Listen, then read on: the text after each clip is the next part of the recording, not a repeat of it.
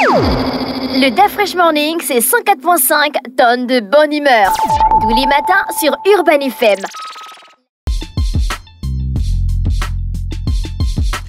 Sur les 104.5 Urban FM, la station urbaine avec Elvis. Elvis, bonjour. Bonjour Dafresh, bonjour René Rude, bonjour Fallon. Bonjour Elvis. Bonjour tous les auditeurs qui nous écoutent ce matin. Comment tu as passé le week-end? Le week-end s'est bien passé. Tu as regardé les matchs? Oui, j'ai regardé les matchs. Les matchs du week-end? J'ai regardé les matchs du week-end, évidemment. Je suis passé mon week-end en famille, j'ai regardé les matchs simplement. D'accord, ok. Alors, on commence avec notre sponsor, on commence, Bet241. Bien sûr, on commence avec nos sponsors Bet241. Chers auditeurs, on va vous parler aujourd'hui du cashback qui se passe sur le site de Paris, bet241.net. Alors, vous devez savoir que tous les lundis, on vous rembourse 10% de vos pertes de la semaine écoulée tous les lundis. Cela signifie en réalité que même si vous perdez, vous gagnez quand même quelque chose sur le cashback. Eh bien, il n'y a aucune condition. Il vous suffit seulement de perdre quelques matchs sur le site bet241.net et le lundi, vous avez évidemment une remise de 10% sur vos pertes de la semaine écoulée. Donc, ça se passe sur le site www.bet241.net. Alors, on va aller du côté de sport d'Afresh. On va d'abord parler de cette 8e édition de la Coupe d'Afrique centrale de taekwondo qui s'est passée du côté du Palais des Sports du Cameroun. La Fédération gabonaise de taekwondo a envoyé deux taekwondoïstes et évidemment ces deux taekwondoïstes, on avait une dame et un homme et ces deux athlètes gabonais ont remporté 2 médailles d'or. Donc en fait c'est pour dire que si cette fédération avait envoyé plus, on aurait peut-être eu un peu plus, mais évidemment, ils en ont envoyé 2. C'était l'Open. C'était la 8e édition de la Coupe d'Afrique centrale qui s'est jouée du côté du taekwondo. On parle de la zone 4. On parle de la zone 4, on parle de la discipline du taekwondo. Ça s'est joué au Cameroun, au Palais des Sports de Yaoundé. Et la Fédération gabonaise de taekwondo a envoyé 2 taekwondoïstes, à savoir Alexandre Essogo qui a participé pour les moins de 87 kilos et Nancy Essogué Ntoutoum qui a participé au moins de 62 kilos. Donc, évidemment, les Ntoutoum au niveau du taekwondo, on a Ntoutoum Edmond lui-même aussi qui fait ceinture noire. Donc, du coup, ces 2 taekwondoïstes gabonais sont allés représenter le pays et les 2 ont ramené 2 médailles d'or. C'est vraiment cela une valeur ajoutée. On espère que derrière, le ministère de la Jeunesse des Sports va apporter leur soutien à ces 2 athlètes qui sont allés faire honneur au pays du côté de la 8e édition de la Coupe d'Afrique centrale de taekwondo du côté du Cameroun où on a le jeune Alexandre Essogué qui a remporté la médaille d'or dans les moins de 87 kilos et Nancy Essogué Ntoutoum qui a remporté la médaille d'or pour la pesée du poids des moins de 62 kilos. On quitte le taekwondo là cette fois-ci, on va aller du côté des Jeux Olympiques et la nouvelle est tombée. Ça a été relayé sur le média Sport News Africa qui dit ceci: chaque vainqueur d'une discipline au niveau de l'athlétisme durant les JO 2024 du côté de Paris va recevoir une enveloppe de 50 000 $. Donc d'Afresh en fait pour cette discipline de l'athlétisme on aura le 100 mètres, le 200 mètres, évidemment la course au relais et le site Sport News Africa nous dit pour chaque discipline il y aura une enveloppe de 50 000 $. Donc on espère que ceux qui vont aller représenter le continent africain ont déjà eu cette nouvelle et ils vont tout faire pour amener les médailles au niveau de l'athlétisme. On parle évidemment des Jeux qui vont se passer du côté de Paris et on espère que le continent sera très bien représenté. On va parler de ce scandale, je ne sais pas si vous êtes au courant, du côté de la Fédération camerounaise de handball. Il y a eu un scandale. J'ai été surpris. On a eu par exemple des influenceurs tels que Claudicia qui sont passés dans les réseaux sociaux pour dénoncer cela. En fait, qu'est-ce que l'article nous dit? L'article nous dit ceci: faute de visa, l'excellente équipe camerounaise de handball féminin est éliminée des JO et est remplacée par la Grande-Bretagne. Et un peu plus loin, l'article nous dit ceci: l'équipe nationale dames du Cameroun devrait participer au tournoi de qualification olympique qui devait se passer le jeudi dernier du côté de la Hongrie. Maintenant, ils n'ont pas reçu les visas, en fait. Les visas n'ont pas été donnés à temps. Et lorsque j'ai continué dans les recherches, l'article continue à nous dire ceci. Malgré tous les efforts déployés par la Fédération hongroise de handball et la Fédération internationale de handball, évidemment, le ministère hongrois des Affaires et l'ambassade de l'Allemagne à Yaoundé au Cameroun, au cours des dernières semaines, indiquent que, évidemment, l'équipe camerounaise de version handball ne peut pas participer. En fait, ils n'ont pas pu avoir les visas d'Afrique. On se souvient qu'on en a eu un problème similaire l'année dernière lorsque l'équipe nationale minime du Gabon football avait été invitée pour le tournoi de Montaigu et l'ambassade de France n'avait pas remis les visas à temps. Bon, là, cette fois-ci, du côté du Gabon, le service consulaire avait dit derrière qu'ils ne savent pas si vraiment ces joueurs, ces jeunes qui vont partir, vont pouvoir revenir. Et après, évidemment, l'équipe de minime du Gabon avait eu des visas, mais ils n'avaient plus effectué le déplacement du côté de Montaigu. Ils n'ont pas eu les visas, pourquoi? La procédure. La Hongrie est dans l'Union européenne, la Hongrie est dans l'espace Schengen. Oui, et c'est l'Allemagne et c'est l'ambassade d'Allemagne à Yaoundé qui devait évidemment se charger du dossier pour remettre les visas à cette équipe camerounaise de handball. Donc, en fait, c'est un scandale qui vient encore faire un peu plus, qui vient mettre le continent noir encore parce que derrière, on sait que lorsque ce sont ces pays européens qui postulent pour avoir les visas pour entrer chez nous, évidemment qu'ils ont automatiquement... Est-ce que les demandes ont été faites dans les temps? Les demandes ont... Dans les règles de l'art. L'article nous dit... On connaît aussi nos frangins du continent. On connaît aussi nos frangins du continent. Est-ce que c'est pas la renommée derrière qui a fait en sorte qu'ils ne puissent pas avoir les visas? On ne sait pas. Mais là, on a évidemment l'article qui continue à décortiquer en disant la Fédération camerounaise de handball a confirmé le mercredi 10. En temps, la compétition était confirmée pour le mercredi 11. La non-participation du Cameroun à ce tournoi, malgré toutes les démarches entreprises, la Fédération camerounaise de handball avait initialement introduit une demande de rendez-vous auprès du consulat d'Allemagne, chargé de traiter les formalités des visas. Cependant, face à l'absence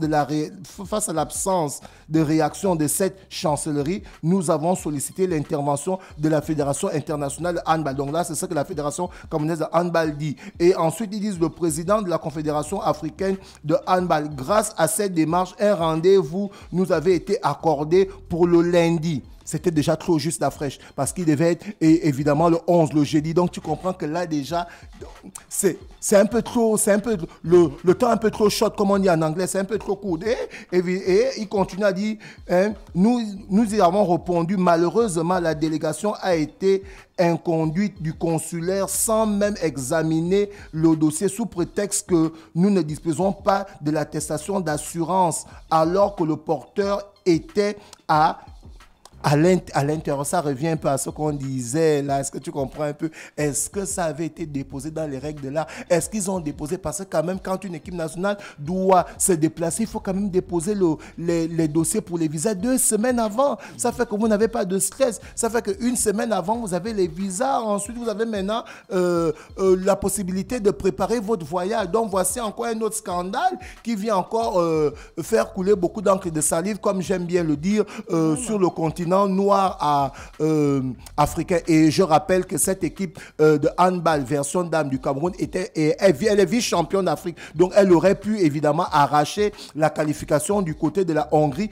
où elle devait participer à cette compétition qui allait permettre qu'elle puisse être qualifiée. Donc c'est vraiment dommage pour cette équipe de handball camerounaise. Et on espère que derrière les autorités camerounaises via le ministère de la Jeunesse et des Sports du Cameroun va maintenant prendre les choses en main et feront les démarches dans les règles de l'art. On continue toujours dans le sport. Cette fois-ci, on va du côté du football. On va déjà parler de la remise des badges aux 13 arbitres FIFA gabonais. Ils sont maintenant connus. On a Acho Pierre Jusselin qui s'était retrouvé dans la polémique du match Côte d'Ivoire-Sénégal, qui aujourd'hui a reçu le badge de la direction de l'arbitrage qui a procédé le jeudi 11 avril au sein de la Fédération Fédération gabonaise de football, en présence de son président, la remise de 13 badges aux officiels des matchs approuvés par la commission des arbitres de la Fédération internationale de football association. Donc ça veut dire que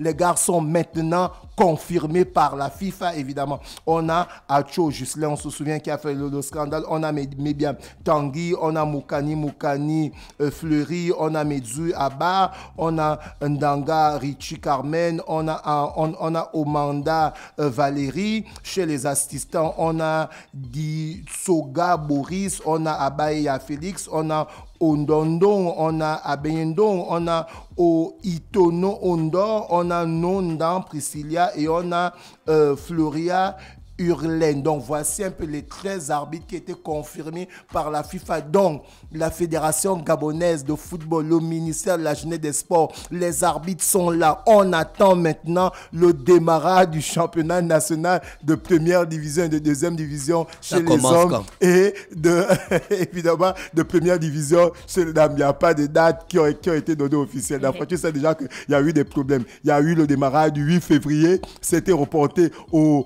30 mars. Tu comprends que ça n'a toujours pas démarré. Donc les arbitres sont formés. Tu sais que avril termine dans 2 lundis. Dans deux lundis, évidemment. On sera en mai. On sera en mai. On attend seulement la communication des instances dirigeantes du football gabonais. C'est tout ce qu'on peut dire. Nous, on continue toujours dans l'actualité pour informer nos auditeurs. On va clôturer cette rubrique avec Pierre-Emery Aubameyang, qui, on parle des Gabonais de l'étranger, qui continue à rentrer un peu plus dans l'histoire du championnat de France parce qu'aujourd'hui, il est en tête des meilleurs buteurs de l'Europa League. Il a 10 buts, suivi de Romelu Lukaku qui a 7 buts, suivi de Joao Pedro qui a 6 buts, suivi de Skamaskra qui a 5 buts, suivi de Victor Boniface qui a 5 buts. Donc voici le classement des meilleurs buteurs de l'Europa League. Et Pierre-Emery, comme je le soulignais tantôt, c'est le Gabonais qui continue à aligner les performances. Malgré ses 33 ans, Pierre-Emery est devenu, comme l'article nous dit ceci, Football Autopsie, Pierre-Emery Aubameyang devient le premier joueur de l'histoire à inscrire 10 buts avec un club français lors d'une saison en Europa League. Donc il continue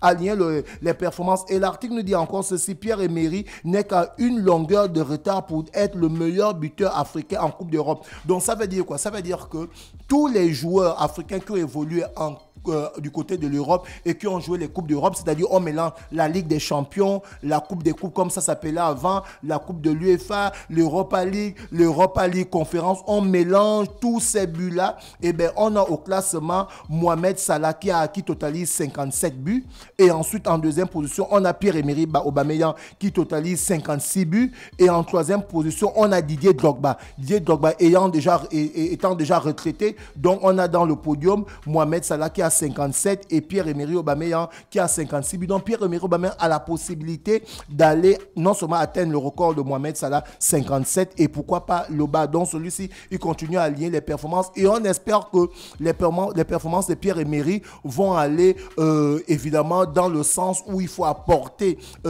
son expertise au sein des Panthères du Gabon, parce que derrière on a le capitaine Bruno Ekole Manga qui a souligné que cette année c'est la nôtre, on doit pouvoir aller arracher la qualification pour la Coupe du Monde 2026 qui va se jouer du côté du Mexique, du Canada et des États-Unis. Donc on espère vraiment que le match de juin face à la Côte d'Ivoire, on va aller créer la surprise, parce que d'Afrique, on est dans une situation où il faut le dire, pour que nous soyons qualifiés pour la Coupe du Monde, comme on a l'habitude de le dire, au lieu qu'on rentre dans les calculs, on doit gagner tous nos matchs au pays et ensuite aller faire les résultats positifs à l'étranger. Donc ça veut dire que quand on va jouer à l'étranger, on ne perd pas. Soit on gagne ou on fait un match nul. Maintenant, lorsqu'on joue au pays, on gagne tous nos matchs. Il y a que par comme ça qu'on pourra évidemment arracher la qualification pour être qualifié pour la Coupe du Monde 2026. Je précise que pour cette Coupe du Monde, l'Afrique aura 9 qualifiés d'office et le 10e va jouer les barrages. Donc ça veut dire que quand l'Afrique avait 2 équipes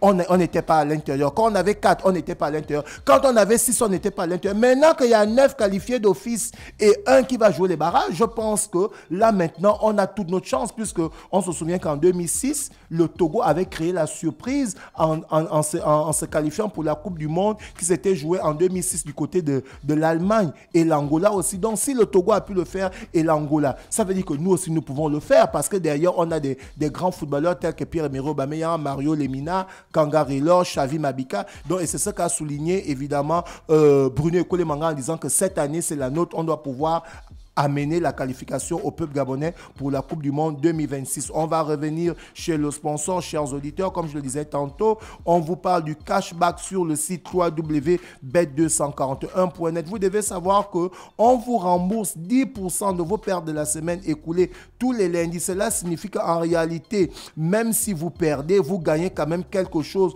par rapport à ce cashback. Il n'y a pas de condition pour bénéficier. Quel que soit le montant de vos mises, il vous faut simplement perdre durant la semaine écoulée sur le site www.bet241.net, et tous les lundis, vous avez une remise de 10% de vos pertes. Donc, allez-y vous inscrire sur le site www.bet241.net et c'est amené par la société Bet241. Merci Elvis avec nous ce matin sur les 104.5 Urban FM, la station urbaine, dans l'Uda Fresh Morning. On va en musique, on se retrouve juste derrière.